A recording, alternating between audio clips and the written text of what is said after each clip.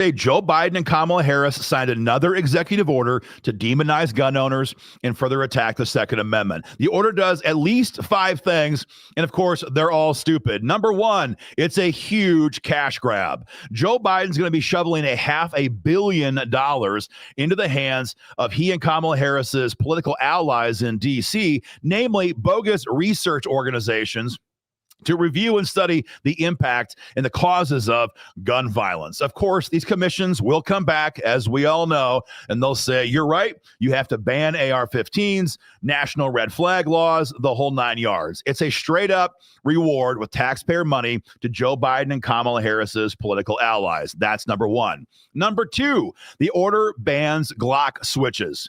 Now, of course, a Glock switch is functionally already illegal because when it's used on a handgun, it becomes a full auto machine pistol, and most of us can't own those. But of course, Joe Biden, as a supreme potentate of all the world, is going to stop violent crime with this order, or so he says. Hey, Joe, while you're at it, just ban cancer too. That would be great.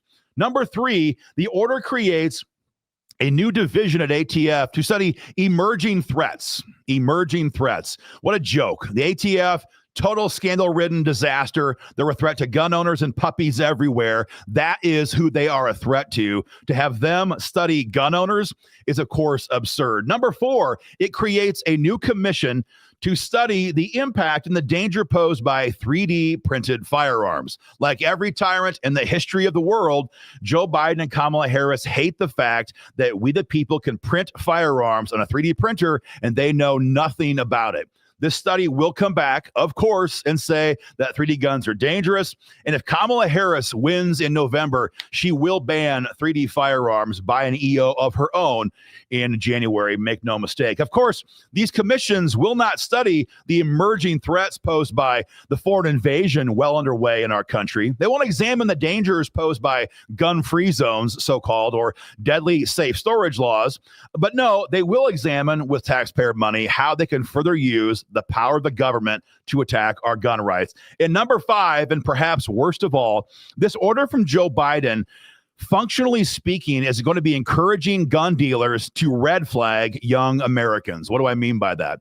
When Biden passed the Bipartisan Community Safers Act, heavy sarcasm intended, a couple of years ago, it raised the limits on waiting periods whenever someone sells a gun to an 18 to 20-year-old American. So right now they have 10 days, 14 calendar days to do a deep dive on a younger person's juvenile records, looking for mental health issues, examining sealed court documents. It's bad stuff. What this order does is says, hey, while you're doing that, be sure you examine the individual. And if he or she seems distressed, you should then work with local law enforcement if they have red flag laws on the books to try to red flag them at the point of sale.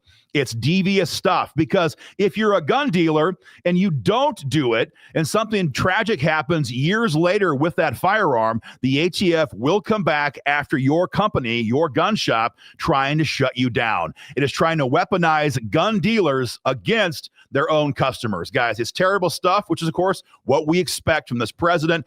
We'll see. Much of what Biden has done so far through orders has been undone in the courts. We'll see. Maybe this one also goes to federal court. We'll keep you informed.